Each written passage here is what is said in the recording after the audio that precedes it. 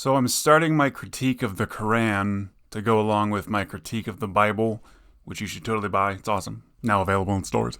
And I'm in the phase of writing where I take in as much as I can, all the information at once without discerning between which is good and bad, just to get an idea of the teachings from the different beliefs. And I came across a guy named Mohammed,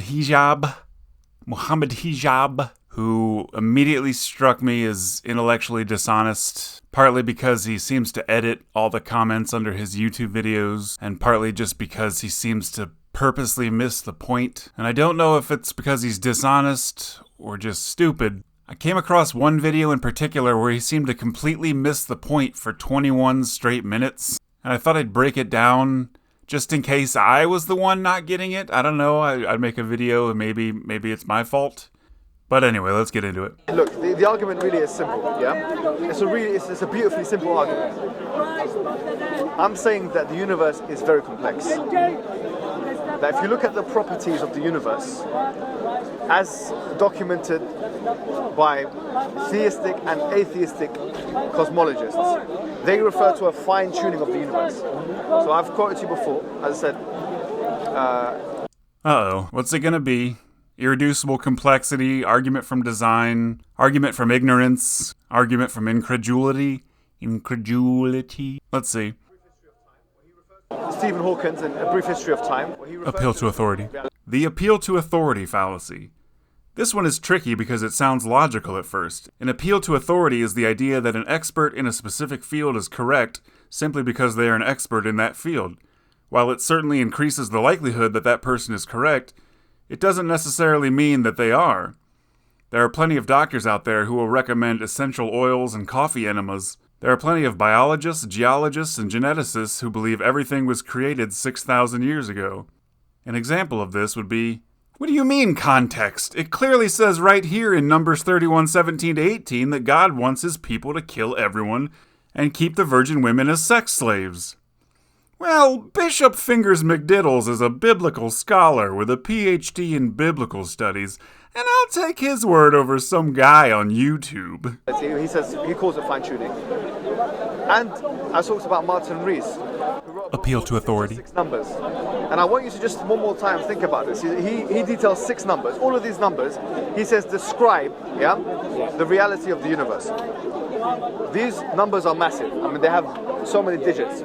He said, had one of these numbers been different, the universe would not be able to facilitate human life, and there would not be a fine-tuning of the universe. Or the universe could not exist in the way it does at the moment, in the complex way it does. So we've agreed really that for the universe to have been around, and for us to suggest that it was a random generation would be really tantamount.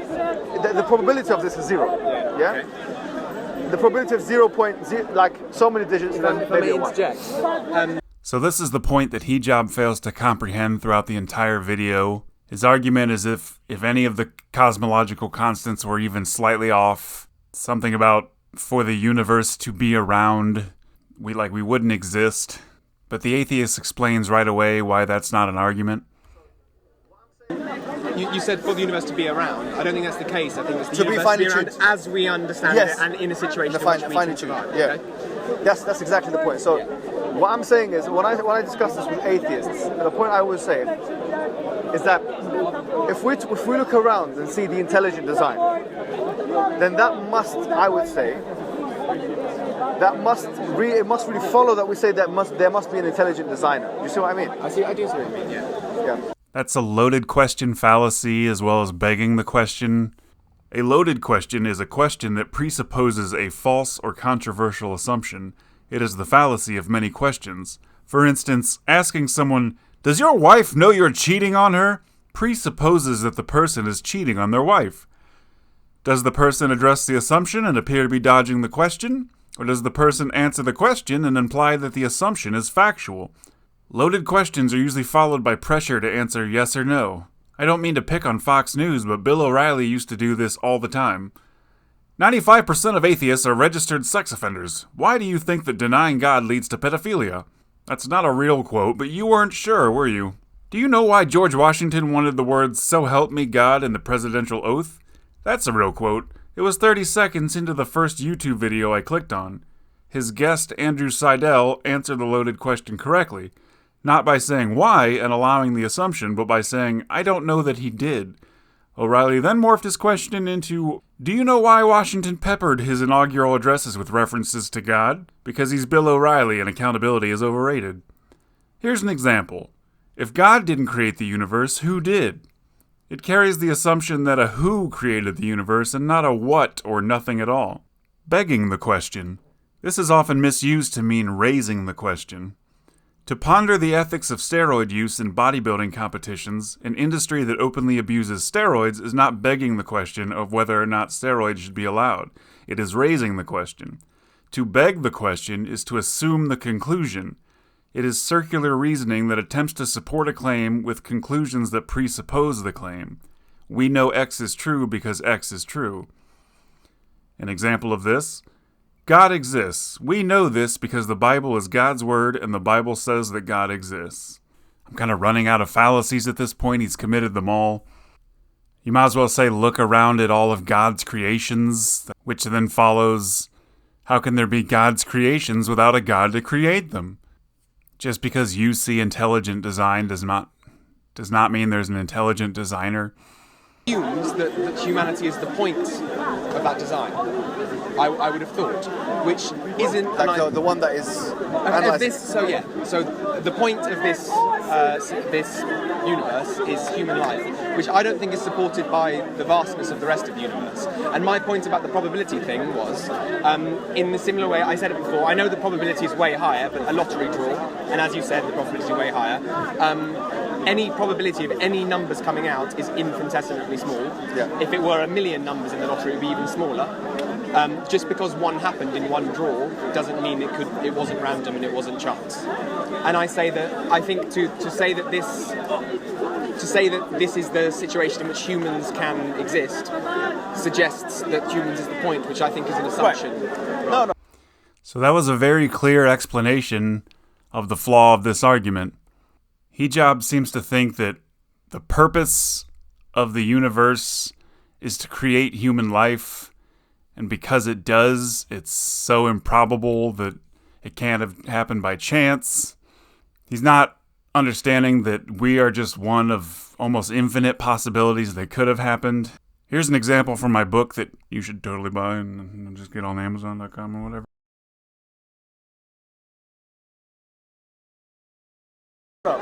So you're saying that because my argument rests on the fact that a human being is the sentient creature who is looking around himself and coming to conclusions. And you're saying really it doesn't fit the bill to suggest that this human being is the only sentient creature perhaps in the vastness of the universe. No, not necessarily. What? I'm saying that were things slightly different, one of the 6 numbers slightly different. Yes. Everything could have been different, and that's fine. It doesn't require humanity to. Sorry, I didn't explain that very well at all. I'm saying that humans being alive is no evidence that things couldn't have been different. That's the point again. This is attempt number 3 to prove the same point. We are one of nearly infinite possibilities. Our existence proves nothing. In order to even start to make some kind of argument that our existence proves something, you would have to show that there was an intent. So if the ball landed in hole 37,412, maybe you could make an argument for intent if the shooter announced the hole before it went in, but you would need to prove that there's a God and prove his intent in order for this argument to work. Yeah, no, I don't disagree with your point there. Good, he finally understands his point and he agrees that it's valid. I'm not talking about, look, when we talk about human beings, we are talking about biological creatures, physiological creatures, psychological creatures, in the context of the cosmos, yeah? My argument is about the cosmos. It's an argument based on like the natural world we see around us. Human beings are the creatures which basically, as we are doing now, we can't get around it. Consider the universe. We're considering it, the universe, or analysing, evaluating the universe, trying to find out how we fit into the universe. So really what I'm saying is, when we do that, we realize that there's an incredible pattern here. Had it been different, there would not have been a fine-tuning, according to the physicists and cosmologists. And we couldn't exist. What? Okay, he's not getting it. Stop bringing up physicists and cosmologists like they agree with you, by the way. And human life, or life wouldn't exist. Do you see what I hate to bring up overused analogies, but here's the analogy of the puddle.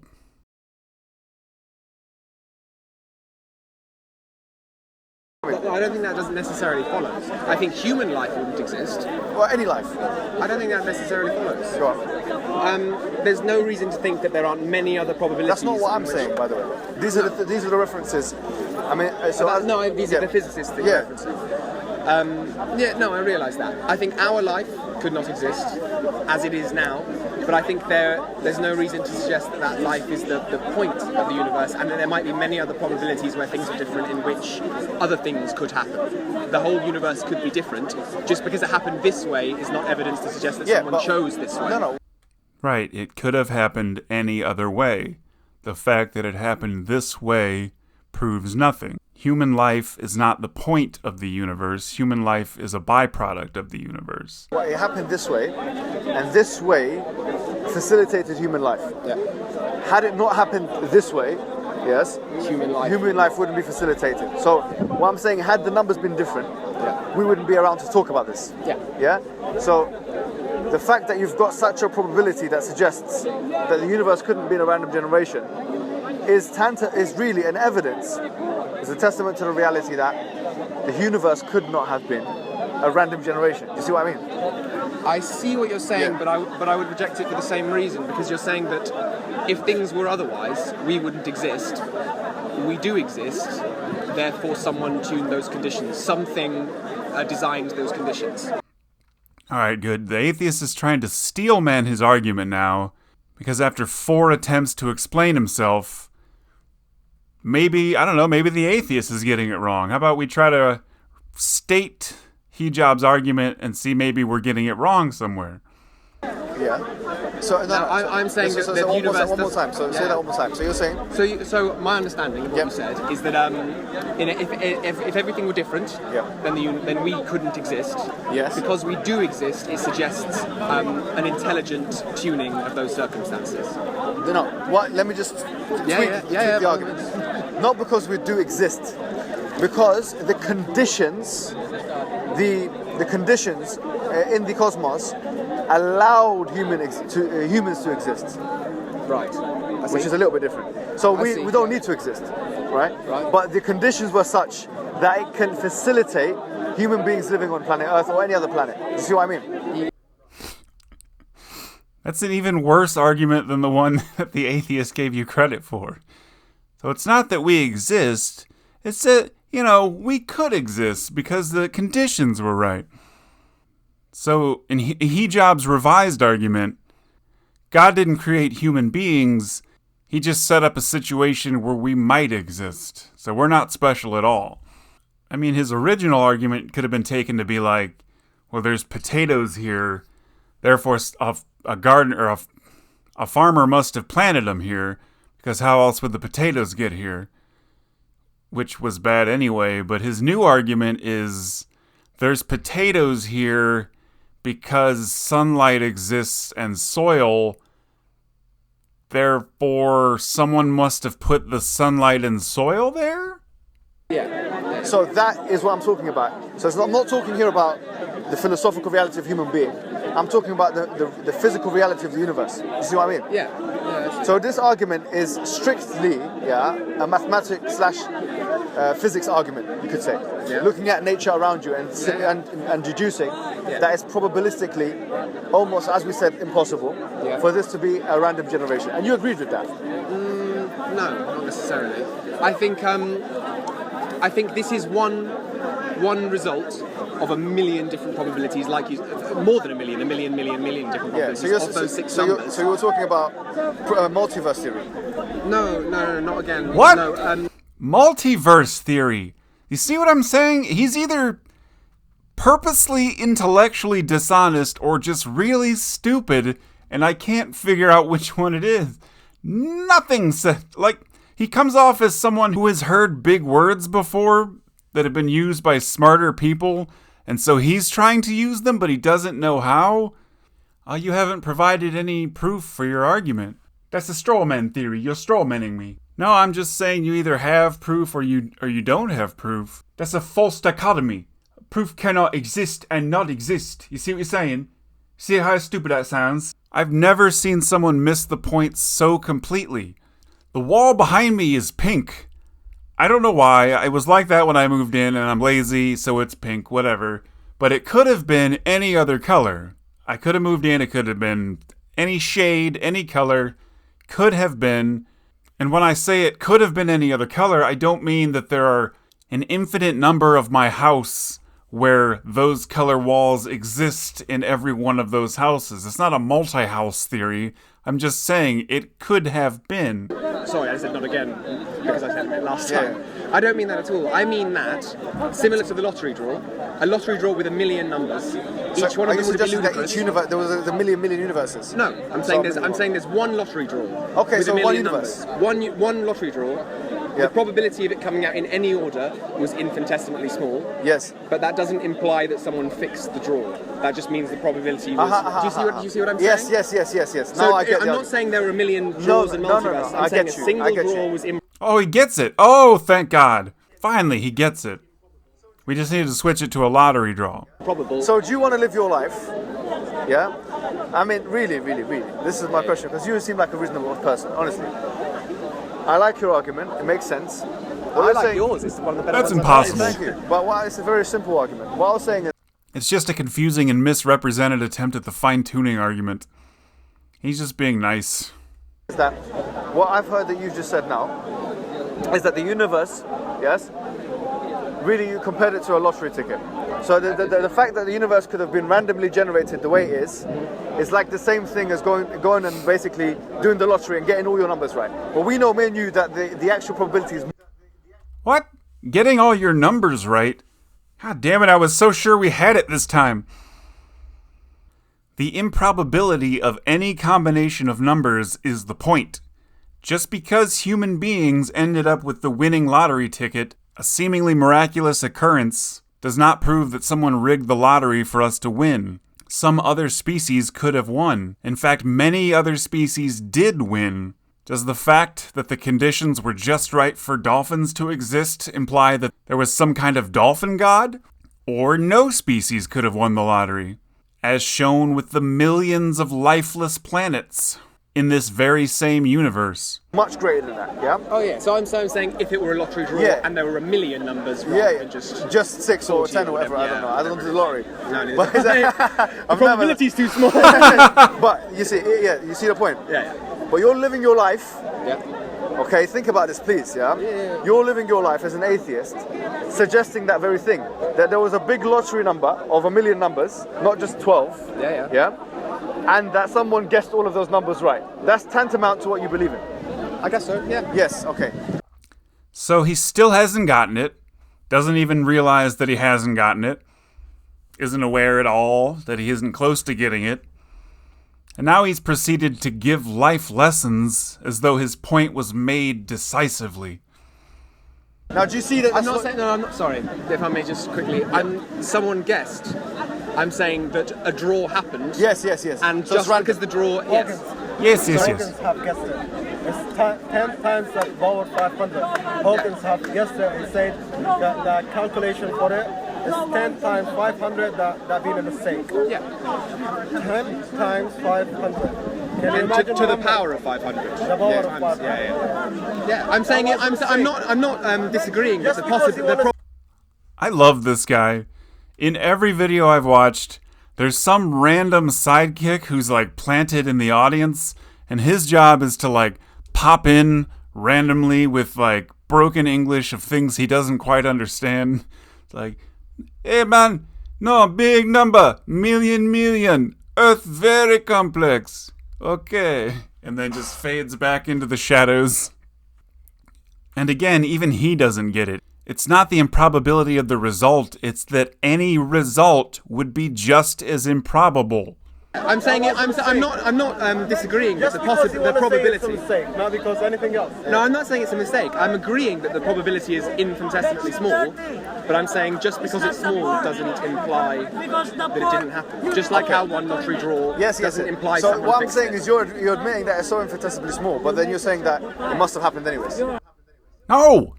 Stop interrupting him with yes, yes, yes, yes, if you don't know what he's saying. He does this all video long. Anytime the atheist tries to explain himself, he cuts him off with a straw man. See, what I'm trying to say is the wall is pink, and it could have... Yes, yes, yes, yes, no, yes, yes, yes, yes, yes, yes. Yes, yes, yes. So you are saying a dragon painted your wall. Do you not see how stupid that sounds? Yeah. Okay, but isn't that quite... Sorry, but you're an intelligent guy. Isn't that quite ridiculous? And now he's being condescending to the only person in the argument who actually understands what's going on. This is especially cringe. It's like, oh, you believe 2 + 2 = 4. Get a load of this guy. Okay, run along and play. The adults are speaking. So anyway. Because wouldn't it be more appropriate here to say, instead of believing in a lot, it's really like this. If I have a big bag, of a billion letters, different letters, and I throw it, and it becomes like Shakespeare. Shakespeare's Macbeth. Monkeys and is there. typewriters. Do you know what I'm saying? Yeah. Now, So the monkey if and the I said I've typewriter. got a big bag here of 1 billion letters, I'm going to throw it on the streets. We've heard this 1,000 times before. We've I'm heard gonna do all it of right your now, arguments 1 second. 1,000 Let times. me throw it. And then it actually becomes Macbeth. Would you Macbeth and maybe Hamlet as well, and Romeo and Juliet and all of it in order, and the way he said it, word for word, letter for letter. It would not be something you would put your money on, right? So the reason why this doesn't work is that the works of Shakespeare are predetermined. The specific combination of letters that determine a word from a non-word is predetermined. That's what would make it miraculous, because it lined up specifically with a thing that was already predetermined. If you throw letters at a wall and charper sticks, that's not impressive because it doesn't match with our preconceived words. But 100 years from now, when a charper is a type of food, suddenly it's considered more miraculous even though nothing about the result has changed. And even then, it's not proof of a creator. It's not proof that I intended to spell charper when I threw the words at the wall. Again, you need intent, which we can't prove. We just have letters on a wall that are assigned significance after the fact. No, but I would say if you did throw the same bag of letters, any combination in which they landed is as probable as it landing in Shakespeare's. Sorry, I just saw his face. Even if it's random, any order. Yeah, but that's not what I'm saying. Oh, I know. If that's what you were saying, you would finally be getting the point. We know that's not what you're saying. What he's saying is the correct thing. That's why that's not what you're saying. So I'm saying, so to believe that if I threw it and it becomes Hamlet... I'm not saying we don't make sense either. Yes, so you wouldn't take this kind of probability? No, but I would... You wouldn't put your life on this, would you? What, it resulting in Hamlet? Yeah. No, of course not. You would not? No. So, okay, if you wouldn't put your life on it, so why are you putting your afterlife on it?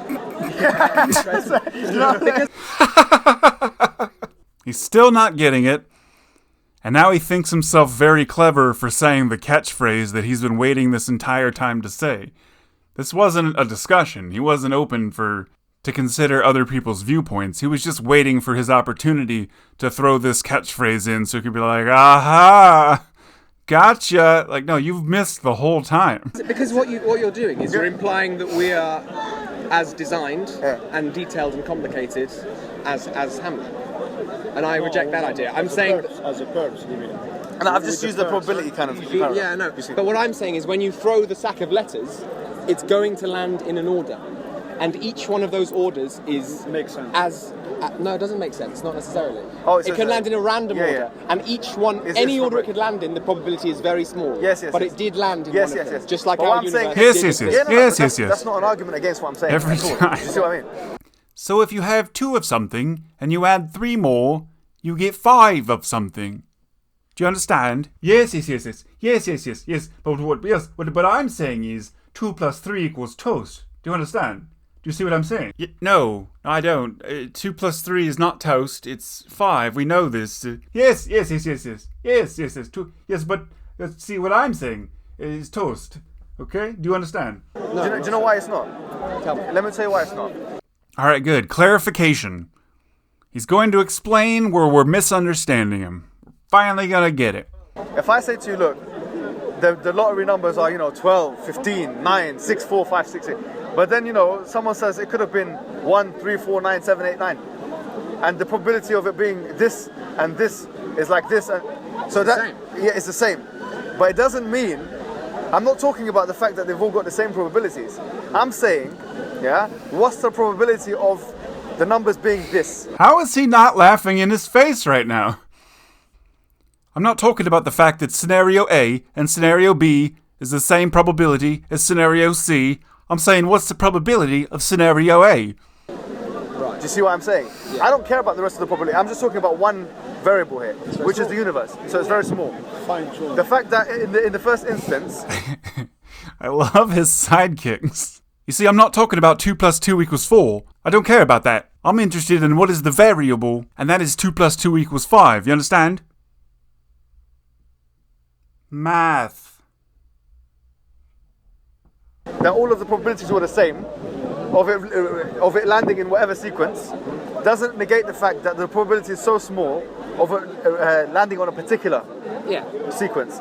It's not supposed to negate the probability, it's explaining the probability. He's telling you why the probability is so small. He's not saying it's not small. Sequence. Yeah. So I'm talking about the particular. This particular, which is the universe here, in this analogy, according to, as we said, cosmologists and physicists, the probability of it being a random generation is infinitesimally small. Yeah. That doesn't prove your point. Now, how did the universe come to be what it is? Now we have 2 or 3 different options. One option is to maintain that it was a random generation, which is, as we said, a ridiculous, kind of like impossible option. I don't accept that. Okay, forget the word ridiculous. But I would say almost impossible. We agreed, yeah? For it to be random, yeah? And facilitate human life. No, it's almost impossible that it did end up like this. Yes. That doesn't mean it's impossible. No, shut up. Yeah, so I'm saying that I'm saying the probability of any result was as tiny as this result. Okay, but we're talking about, of the things that we're talking about is fine-tuning of the universe, yeah? So I'm saying that what is the probability that the universe was fine-tuned for any human life or any life to exist? And we're saying that the probability of that reality, which would mean that we as human beings are here. From Big Bang, they've studied it and they did this study and they say there might be like the only solution they have now. Even believe in God or believe there is other planets like our planet. And this probability is large number, 16 million. Yeah. Zeros, man, zeros. To have a probability, we have same planet like ours, and we don't. Probability is so small, man. I also love the guy in the background who pretended to make a phone call as soon as the camera panned over to him. Just because they don't want to believe there is a God, there is creation. If the world was created 1 second faster than it is, we wouldn't have a planet. Well, what's the matter, champ? They didn't pick up your phone call? 1 second, we wouldn't have maybe a they're planet. busy. I'll just walk away. We would have had So something you've got 3 choices, yeah? I'm saying we would have anything. No, we wouldn't. But something else would have happened. No, it could have been imploded upon itself. That's the point. If that's the point, how are you not getting the point? What he said is an interesting point. But that's as improbable as anything else. Yeah. As us being. What I'm saying is... So what I'm saying is the complete opposite of what you're saying. You I just understand? suggest that it was a random generation, which is tantamount to... Can't be believing in random because it was possibilities. improbable. Therefore, it's not possible. You can say evolved, which is a biological thing, which people like Richard Dawkins are starting to favour now because they realise the difficulty in saying it's random. Atheists realise the difficulty in saying that the universe was a random generation. People like Richard Dawkins... I love when apologists invoke quotes of atheists like Bart Ehrman and Richard Dawkins, because the implication is that the atheists agree with the theistic argument. But if that were the case, why are they still atheists? It's like they secretly believe in theistic arguments, but out of shame and denial, they still choose to be atheists or something. The people you are quoting are atheists. And actually has started to posit a theory where the universe evolved. Now, biology and physics are two separate sciences. He's a biologist. He's superimposing his field onto another field. There is no evidence whatsoever that the universe was evolved. What? You're saying the universe evolved so it can't be random? What? One, the universe itself doesn't evolve, and two, evolution is based on randomness. There is no evidence whatsoever that 2 + 2 equals a cat. Even Richard Dawkins admits that 2 + 2 does not equal a cat. How does his face look like this? Why does his face not look like this? So we couldn't use that as an argument unless we found evidence for it. The third thing is to suggest that there was an intelligent designer that had the creative potential to change the situation and to align the universe the way it's been aligned. Now what I'm saying is that this, of the three choices that we have, is the most logical, rational choice that we can go for. Do you see what I mean? So you're saying that intelligent design of those three options is the most... Yeah. I do see what you're saying, and I think it's a really strong argument. But for me, I think you're too soon to dismiss the random thing for the same reasons I've said before. He's just being polite, but civility is fuel for these people. Aha! You see, even the atheist agrees with me that it is a strong argument. The title of the YouTube video is Atheist Agrees, or Atheist Can't Explain. And then if I was to ask you another question... 2016, we reach everywhere. Yeah, but I was going to say another point. Which was, so you've got the infinitesimally random, but then you've got another problem as well. The question is, we know, right, from the empirical reality that 0 + 0 can never equal 1. In other words, something can never come from nothing. You see what I mean? So, we've moved on, we're introducing a new argument now, and that is something cannot come from nothing. So, we've got a problem here, one problem. It's more Shakespeare, it's King Lear. Nothing can come from nothing, we keep talking about Shakespeare. First we'll talk about Hamlet, then Romeo and Juliet, now King Lear.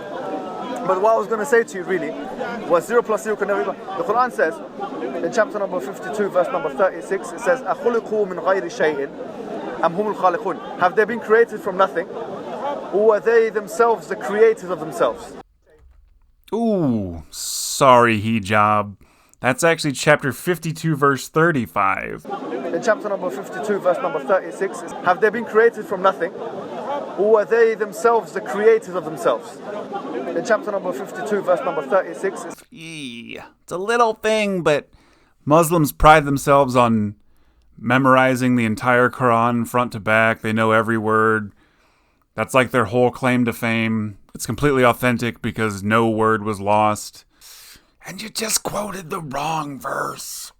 Just saying. I think he does this a lot in his other videos because it'll suddenly cut away to an insert where he's reading the verse again. So I think he goes back and he corrects himself a lot. So in other words, would you maintain that we or the universe came from nothing? I kind of maintain that it's a null question because I believe that time started at the same time the universe started. So to say what was there before doesn't make sense because there was no time to be before if that makes sense. In philosophy. That's the answer I used to give in my early days of atheism. If there's a space-time continuum, that is the space and time, space can't exist without time and blah, blah, blah. At the start of the universe, if the universe is everything, then that would be the start of time too. So to talk about before the universe would be to talk about before time, which is a nonsensical statement, be like talking about a square circle. There's no such thing as before time because that's an application of time. But I no longer believe that time or the universe had a beginning. Separate video, maybe. There are two theories of time. There's the A theory of time and there's the B theory of time. The A theory of time suggests that before the universe there was time. Yes? And that this was linear, etc. The B theory of time doesn't suggest the same notion.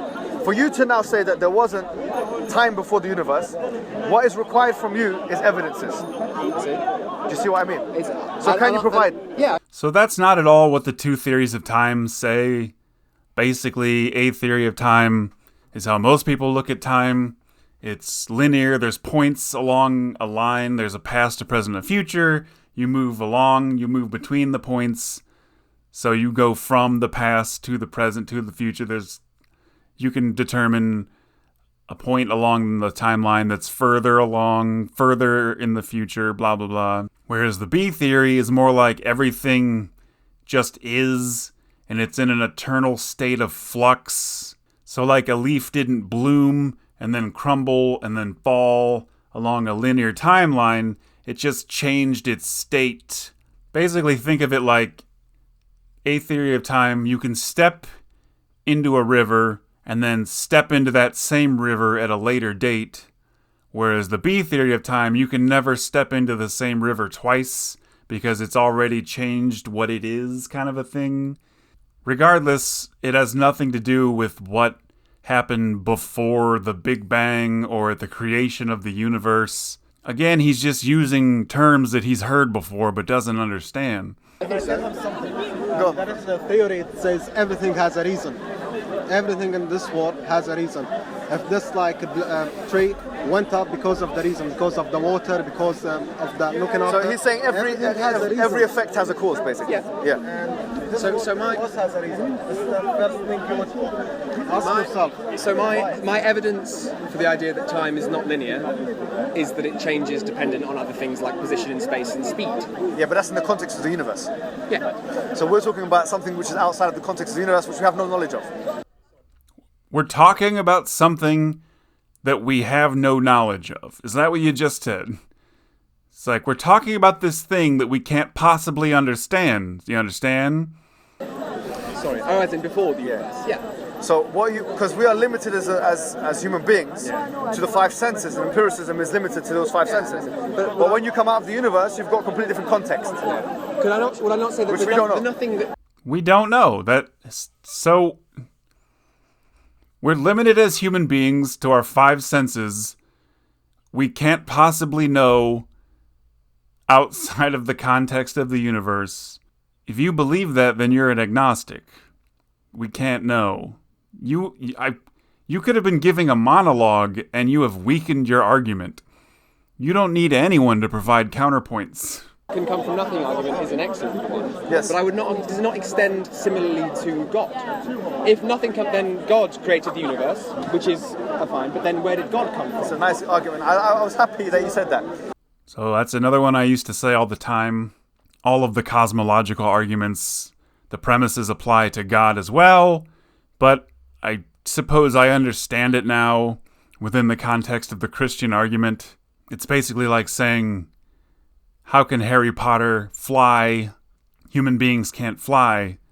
But within the context of their argument, oh, well, he's riding on a broomstick and broomsticks can fly. I would say that it was necessary for there to be a deity or an entity, right? Because deity has religious connotations. It was necessary for there to have been an entity that was the first. So now we're introducing yet more arguments, cosmological arguments, and the necessary being, which again might be a separate video, but here's a quick excerpt from my book. Can that entity not be the universe? Pardon? Can that entity not be the universe? I'm just saying that entity had to have certain qualities which we've discussed before. We're talking about the fine-tuning. Design and Intelligence, the creative capacity to change the situation, etc. I see. Remember when you said to me, can you prove God according to the Quran? I was completely honest with you. I said that, there's so many attributes of God in the Quran, Al-Wadud, the loving, the merciful, Ar-Rahman, the Rahim, the great, most gracious, the most... I cannot deductively prove each of those, In fact, we believe that this is something which cannot be proven from the intellect. That has to be taken from the text. But there are some things, some of God's attributes, like His ilm or His knowledge, like His qudra or His strength or His ability to change, that we can conclude are deductible. You see what I mean? Yeah, I see what you mean. So I'm not saying to you that, look, Deductible? what I said to you here Is that the word you was want that to the use? ones or the attributes that we can conclude safely are rational, concludable things. You see? Is that God is all knowing, or God has knowledge, has enough knowledge to change the How? situation. How can we conclude all of this? That he had the creative capacity to change that situation. Yeah. And yes, that he had the ability as well to do that. Now this was all required, and he was the first. That he was the first, and then there was nothing before him. These are the attributes of God we can confirm. I would say, surely, again, nothing can come from nothing. If that argument is acceptable. Now we If say that something God has was to be always there. there, But now I could say that the universe was always there. but that's something which is unscientific. Not really. The Yeah, because the singularity. I'm sorry. Did we just get done with a 2-minute rant about how we can deduce that not only does God exist, but we can determine his intelligence, his compassion, his ability to change things, or whatever the hell he ranted about? We can conclude all of this pretty safely, but the universe is just not scientific. It's silly to even talk about it. So anyway, God cares about you. It posits that the universe had a beginning. At the same time had a beginning. Yeah, but it still had a beginning. So we know because of the fact that the universe is expanding, that the universe must have had a beginning. Therefore, the universe was not the first thing that was in existence, because there must have been something before the universe. Now the question is, therefore, was there nothing before the universe? Because if there was nothing before the universe, then you're saying 0 plus 0 equals 1. If we're not saying that there must have been, so we're saying there must have been something before the universe. What was that thing? But must there have been something before God?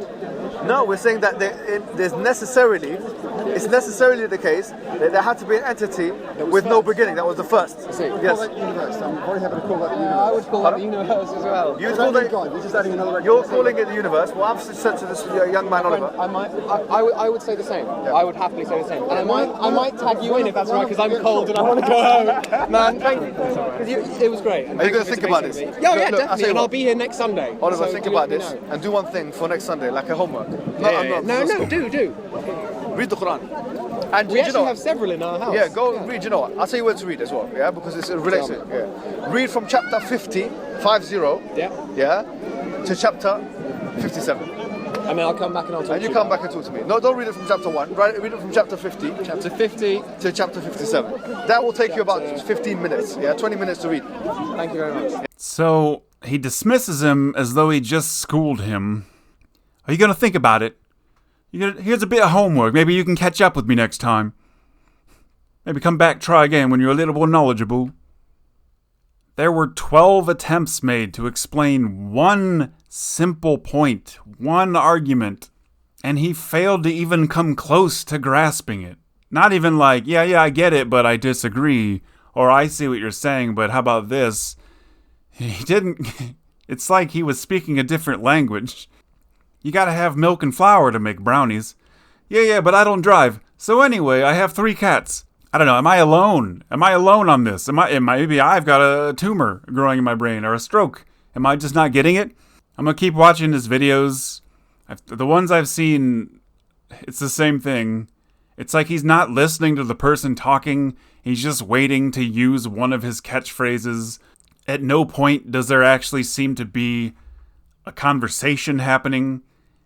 Like the person could be a cardboard cutout and he would still be saying the exact same things to him. Anyway, that's all. Buy my book.